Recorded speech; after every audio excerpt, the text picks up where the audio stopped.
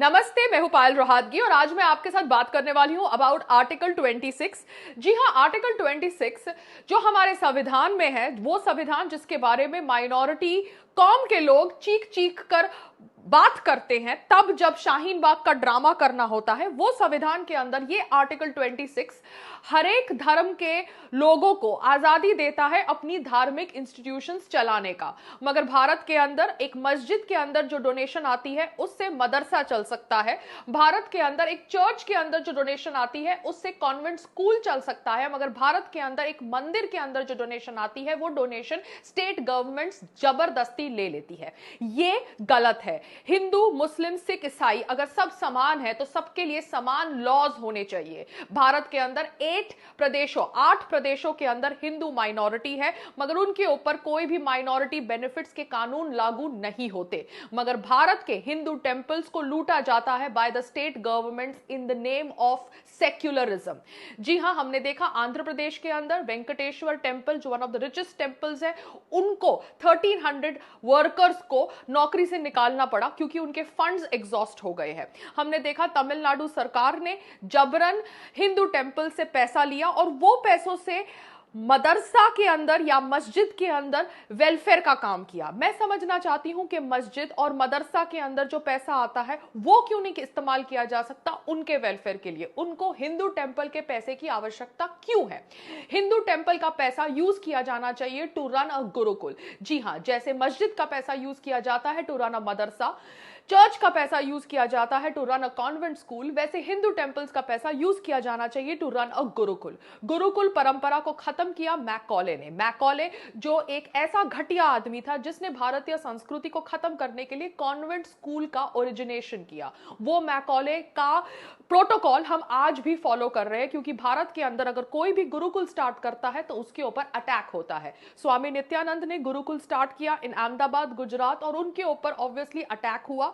उन्होंने कुछ वर्षों पहले बहुत सारे क्रिश्चियन लोगों का धर्म परिवर्तन किया था इनटू हिंदुइज्म। अब एक्चुअल सच्चाई क्या है रिलेटेड टू द गुरुकुल इन अहमदाबाद, वो तो पुलिस कार्यवाही बताएगी, मगर एक एजेंडा मालूम पड़ता है कि हिंदू साधु को टारगेट किया जाता है, और जो हिंदू साधु अगर गुरुकुल स्टार्ट करे तो उन्हें ज्यादा टारगेट किया जाता है।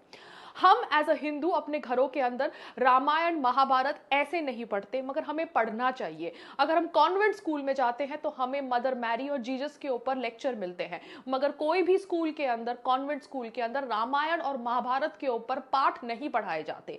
भारतीय संस्कृति बहुत ही प्रोग्रेसिव संस्कृति रही है। भारत के अंदर नालंदा यूनिवर्सिटी के अंदर इतनी सारी पुस्तकें थी कि जब खिलजी ने ये यूनिवर्सिटी को जलाया तब महीनों तक वो यूनिवर्सिटी जलती रही। तो भारत के अंदर यूनिवर्सिटी तब थी जब वेस्ट के अंदर यूनिवर्सिटी का कॉन्सेप्ट नहीं था। मगर भारतीय संस्कृति को रिग्रेसिव बोला गया अंग्रेजों ने, और ये बोल को बार बार इंडियंस, भारतीय के दिमाग में डाला गया सो दैट हम अपनी संस्कृति से नफरत करें। हमें अपनी संस्कृति से प्यार करना है और उसके लिए गुरुकुल प्रथा को फिर से स्टार्ट करना बहुत आवश्यक है। और गुरुकुल प्रथा को स्टार्ट करने के लिए मंदिरों के अंदर जो डोनेशन आती है उसका इस्तेमाल करना जरूरी है।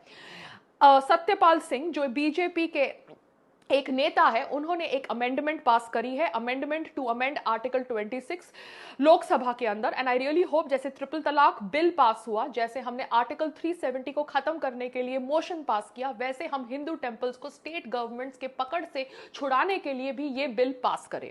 क्योंकि हम देखते हैं कि एक तरफ जफर उल इस्लाम खान जो दिल्ली माइनॉरिटीज कमीशन के चेयरमैन है, वो हमें धमकी देते हैं अबाउट अरब मुस्लिम्स, और दूसरी ओर तमिलनाडु की सरकार हिंदू टेंपल्स को लूट कर उनका पैसा जबरदस्ती अपने फंड में डाल के वो पैसों से मस्जिदों में वेलफेयर काम करती है। तो हिंदू तो हर जगह से दबता जा रहा है, हिंदू को हर जगह से खत्म करने का प्रयास किया जा रहा है।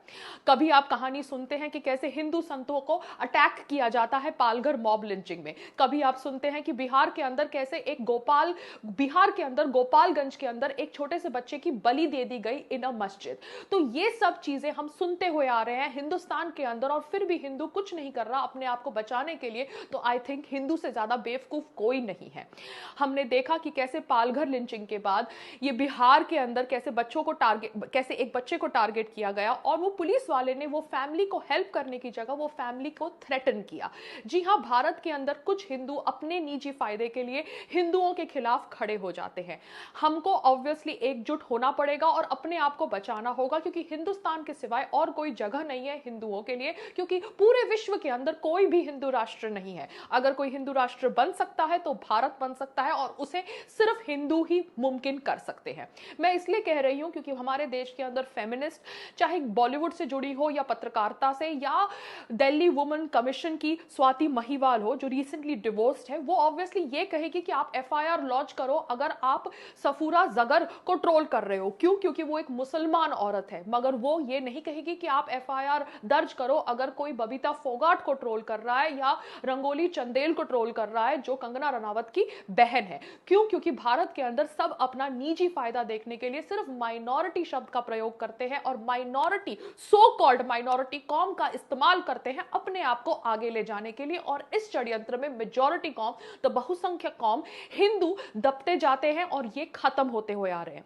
हम देख रहे हैं कि कैसे वेस्ट बंगाल के अंदर खुली तौर से कोलकाता म्युनिसिपल कमीशन इश्तिहार देती है कि उन्हें एक मुस्लिम स्टाफ चाहिए जो उर्दू बोल सकता है, मगर दूसरी तरफ अगर चेन्नई में कोई हिंदू बेकरी वाला कहता है कि उसे हिंदू स्टाफ चाहिए तो उसे पुलिस गिरफ्तार कर लेती है। तो ये कहां का न्याय है? भारत के अंदर हलाल मीट खुली तौर से बिक सकता है, मगर भारत के अंदर नॉन हलाल मीट खाने वालों को अगर नॉन हलाल मीट खाने वाले लोग अगर अपनी चॉइस प्रकट करते हैं तो उनको अरेस्ट कर दिया जाता है। This is not right.